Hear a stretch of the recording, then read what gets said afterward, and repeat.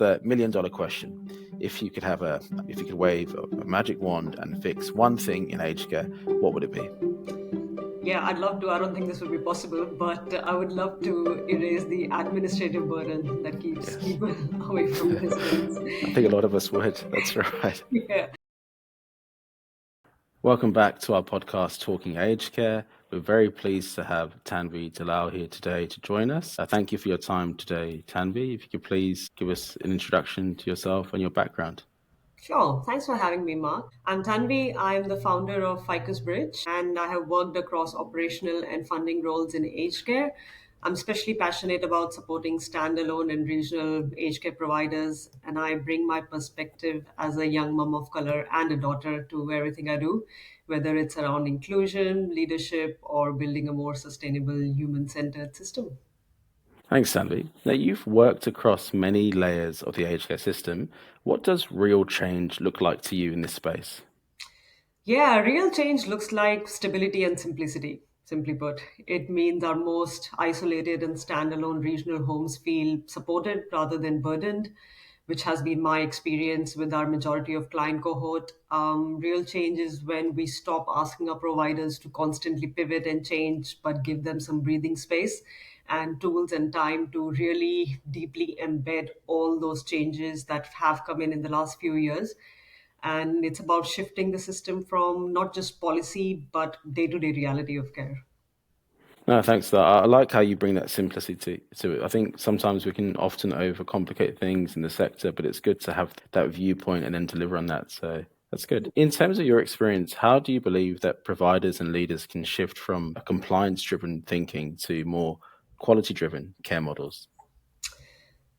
I believe compliance should be the floor and not the ceiling. That's the minimum. However, our in the recent times we have been so heavily compliance driven. In fact, some would call our system over-regulated that there is just no time True. to thrive for our providers.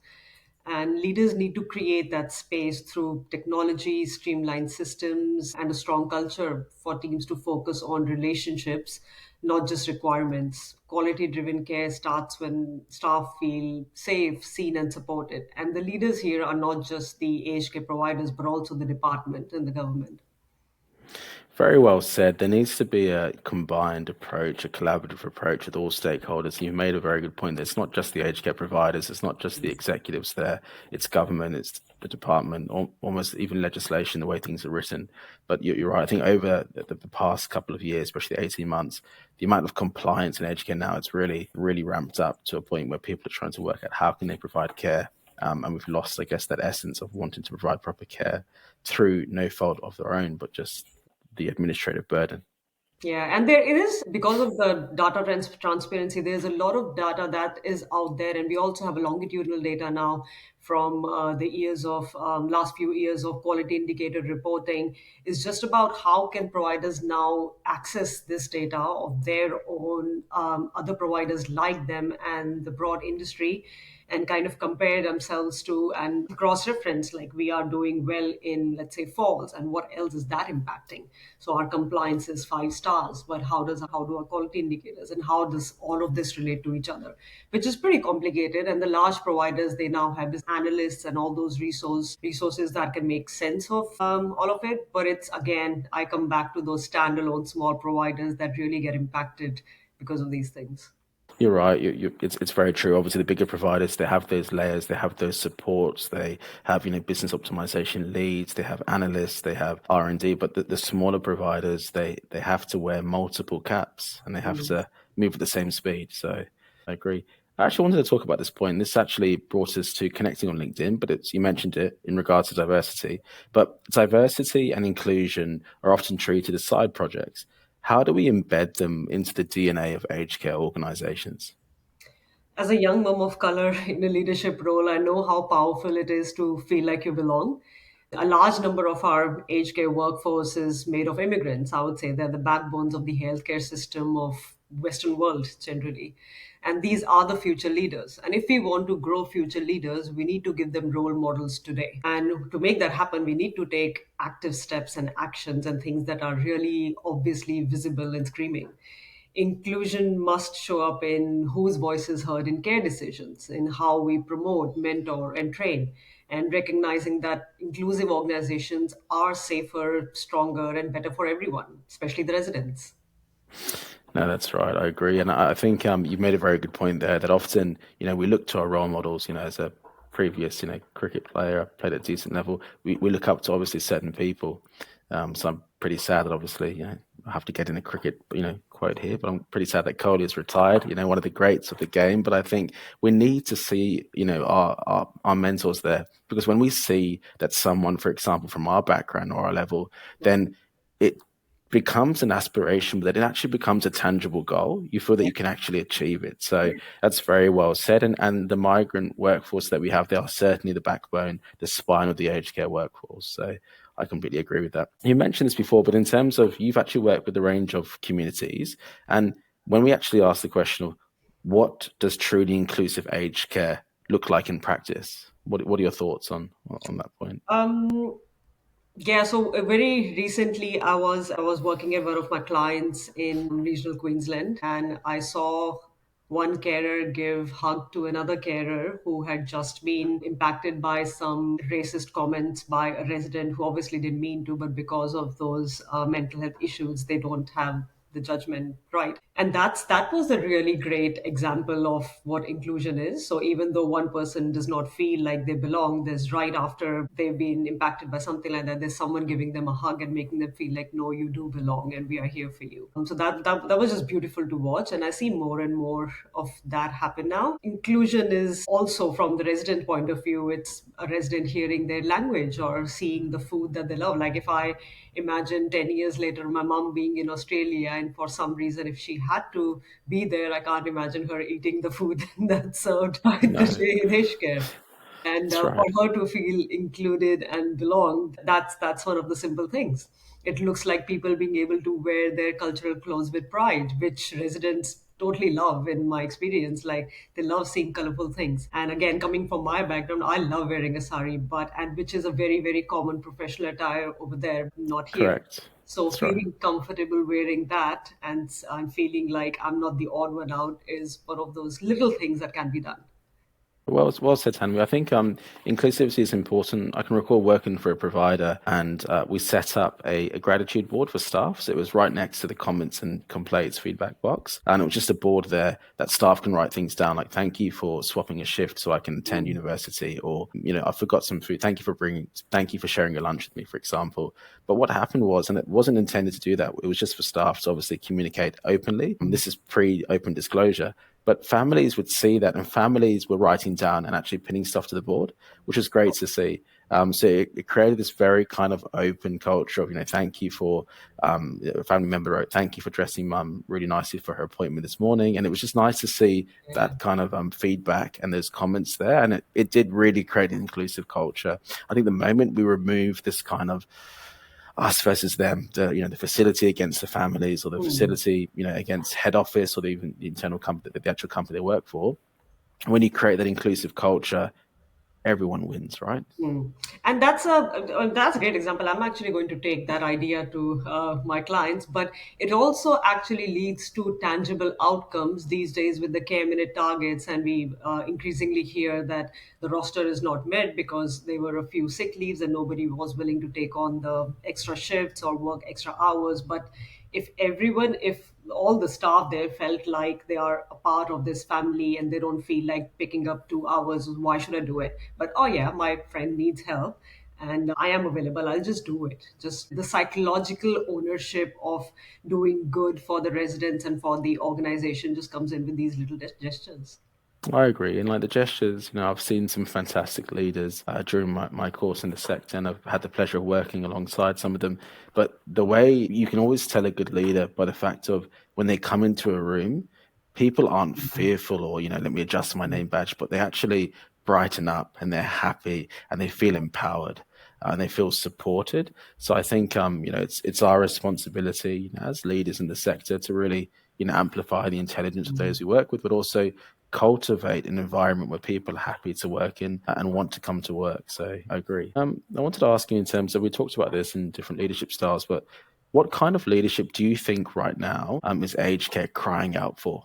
So, with the next generation of workforce that's coming in, we need leaders who understand what motivates them. They're driven by different factors. They value purpose, flexibility, belonging. So, the leaders who genuinely embrace diversity, not as a box tick, as the strength to build on. And we keep going back to this, but it is important. And we need leaders who aren't afraid to question the status quo, who create space for innovation and fresh thinking. The good news is that we are seeing more of these leaders emerging now, and they are shaping a more hopeful and future-ready sector. And like you said, that the times of that an intimidating leader are over. No one is going to accept that. The leadership has to come from kind of bottom up rather than top down. Correct. Correct.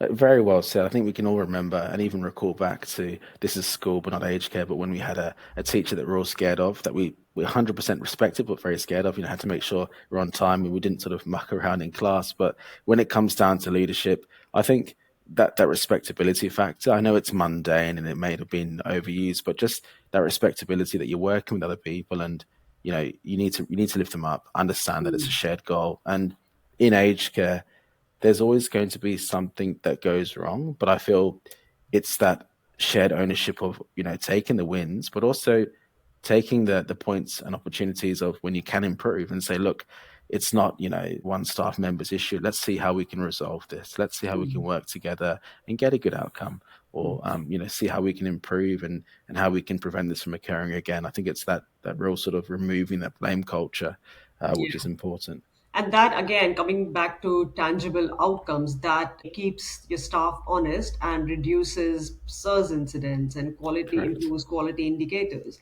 improves resident experience. When people are honest about what they can and can't deliver and where they went wrong, and together work towards looking for solutions to the problem, everyone gets the better outcome.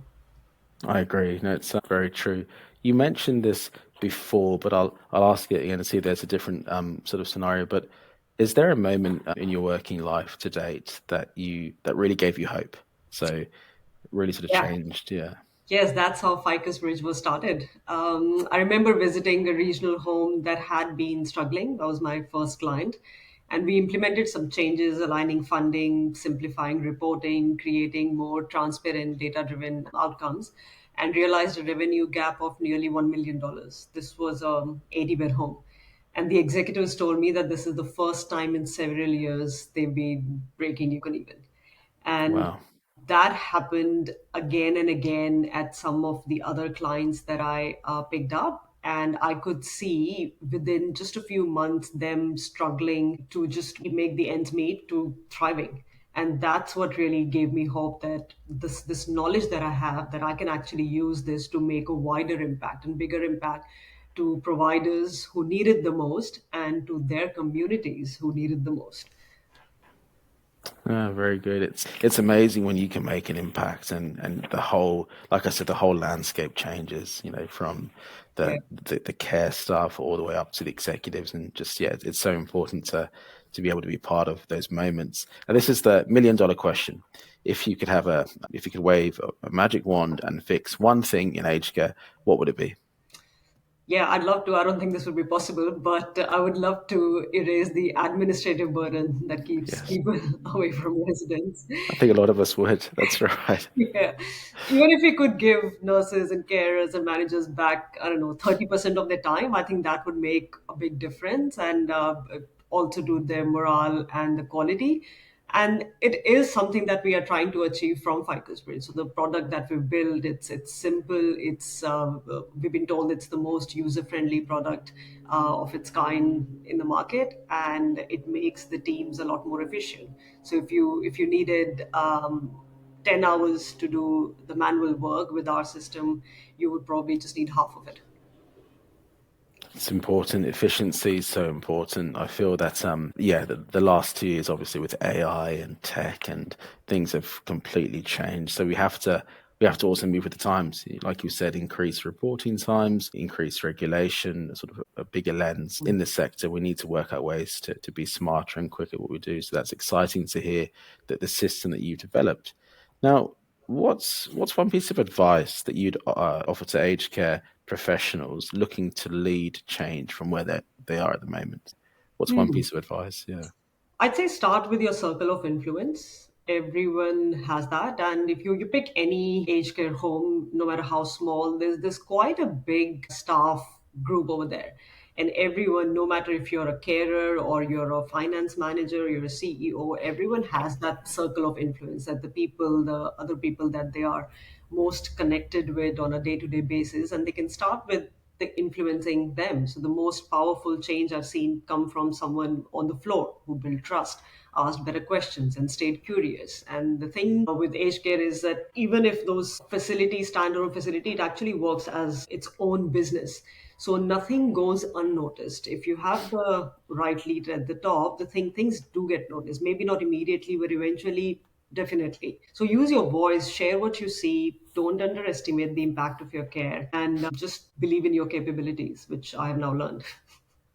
There are times in life that test us, right? There are times that we talked about this before, but imposter syndrome and knowing who you are. But I think if you always go back to why you're doing something, your core purpose, and separate to the organization, but why you're doing something to enrich the sector, to improve the sector, to improve residents' lives, ultimately, I think everything sort of falls into place. I know it sounds very kind of out there. But I think, when you come back to that sort of your core purpose, you realize that love for and that passion that you have for something, and then things sort of work out as they should. Yeah, and yeah, just staying honest with your purpose and aligning it with your organization. That's right. That's right. Now, it's common knowledge, I guess, in terms of aged care providers operating at a loss, but with over 30% of aged care facilities operating at a loss despite recent funding increases, how can technology solutions like yours, like FicusBridge, analytics, the platform, help transform administrative efficiency and funding optimization? If you can give us in a nutshell. Yeah, so at FicusBridge, we're focused on giving providers clarity. Our platform turns raw funding data from PRODA, Services Australia, into usable insights. So, what's driving your funding? What are the performance indicators telling you? Where the care minutes are tracking and how to resource sustainably. By automating the admin and surfacing the right signals, we help leaders make fast, confident decisions, especially in standalone resource strapped services. So, everyone from a funding manager to a facility manager to a financial controller, they love bits and pieces of our system. A few dashboards are important for one, the others are important for the others. We're also very agile and young, so we love working with the constant feedback from our users, our industry, and we're very quick in implementing features and changes that we feel will benefit all. And we've seen great outcomes just from that, just by taking the data and simplifying it and presenting it into actionable insights. No, great. That's good to hear. And it's also, you touched on this point before, but I'm really pleased to hear that with Ficus Bridge and what you've done, you focused on usability and making the system easy to use. And I feel like because for example, if you're the creator, you've created something, it might seem easy to you, but you need to be able to give it to anyone to use. I've always said with any aged care software that you use, whether it's, subsidizes what you're doing or whether it actually replaces your existing systems, you need to be able to give it to anyone, a mature staff member working in the facility, and they should be able to, with a quick tutorial, understand how to use it. Absolutely. And this was built from my own personal experience. So at Signature Care, I was the general manager of funding and I was managing a team of about 7 people across different homes. And that's kind of the whole idea behind it. Like, how do I build something that allows me to manage my teams and have oversight of what's happening really well at just at the click of a button, and also for my teams to manage their own facilities really really well. And thinking everyone from an RN who was on my team to a PCA who was on my team and different age groups, like how do I make something that is super simple for them? Of course it's complex, but you keep the complexity behind, and what you show to the user is something that's easy to use, less noise, which they really feel encouraged to use. That's right. Very, very well said. In terms of, because funding is obviously very important. It's always been important, but obviously the days of ACFI are finished and AC is here. Providers are getting used to how they can, ensure they're financially sustainable. But how does real-time data analysis of ANAC classifications and care minute targets help shift the focus back to resident care whilst also ensuring financial sustainability? Yeah, so everything we do, everything everyone does in aged care is eventually for the residents, right? When providers can see in real time whether they're meeting the care minute targets or not, or if they're losing funding, if their performance indicators are doing well, are they going to break even or be profitable? They can then act early before the risk escalates. It means less stress, fewer surprises, more time for care. And instead of responding to departments' notice of integration, where you had to actually take all your important resources away, and now they are just trying to save documents and lots going back months to find evidence to respond to the department rather than doing all of that and wasting time. They can plan proactively with our systems and retain staff and ensure care minute match resident needs. It's about using data to empower and to, again, that every person's time in residential aged care is very, very important, and giving back to them that time that eventually goes in resident care. So true. It's probably the rarest commodity I believe in the world. It's time. But I think, your approach and your understanding. I think the reason why it's been so successful because you've been in the sector, Mm, and a lot of the times there are certain, and all the time there are certain vendors that create things that don't have a lived experience. And I mm. think you need to have a lived experience. You need to be in the coalface. You need to see the issues because then you can create a solution where you understand that it's actually meeting a need at all levels. So that's really important. And in terms of for our audience, Sandy, could you share an example of how taking a data-driven approach with your analytics platform has helped providers? Yeah, I'll give you an example. So we onboarded a 60-bed home mid last year as a part of a bigger group, and they had been managing their ANAC funding and care minutes kind of on a ad hoc basis, not really having good understanding of where do the care minute targets come from, how do I access them, when do they get updated, etc. So we started with normalizing the ANAC claims, which led to an increase of about $500,000 over the first 3 to 4 months. We then introduced real time tracking of care minute delivery against the daily occupancy and the daily rostered hours. So we compared the target to the daily occupancy and daily rostered hours, which allowed the team to see a moving average of how are they meeting their care minute targets in the current quarter. So even before the end of the quarter, they knew how are we tracking. And they could kind of flex the rosters, change get more staff, hire more staff, or adjust the current roster to not even to be close to those 100% care minute targets. This insight enabled them to make smarter data driven decisions. And this facility had been flagged by the department in December for more information because they hadn't met their targets before that. And as a response to the department, they said that they are on track of meeting these targets in Q4 2025, which is the current quarter. But they met these targets well ahead of time in Jan March quarter, which was great. So just through that daily visibility of how they are tracking and normalizing the funding, not only had they got a normal revenue which they were entitled to, but they were also meeting their targets and were totally compliant.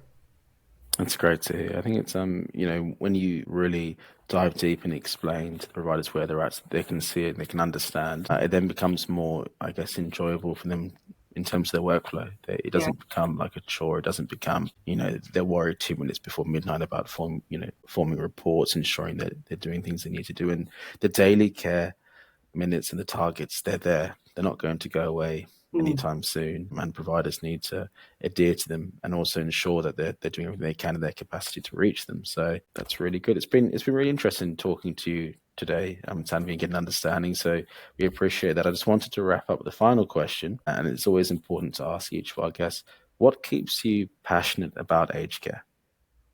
It's the people, everyday care workers doing quiet miracles, and residents whose stories remind me why this work matters so deeply. I did not grow up with my grandparents around, unlike many Indian families, but I've heard powerful stories about their resilience and the challenges they faced, especially in the later years with Alzheimer's. And more recently, I've been caring for my dad as he navigates some really complex health conditions. And it's given me a deeper understanding of how hard this journey can be for families, for the people themselves and the people who care for them. And that's what keeps me going. The belief that every person, no matter where they are, and they come from, they get the best care possible with dignity, respect, and love. And I want to do my part to make sure that can happen.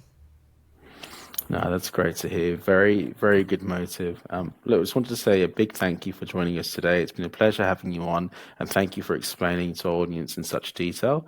I really appreciate it. Thanks, Tanvi. Thank you. Thanks, Mark.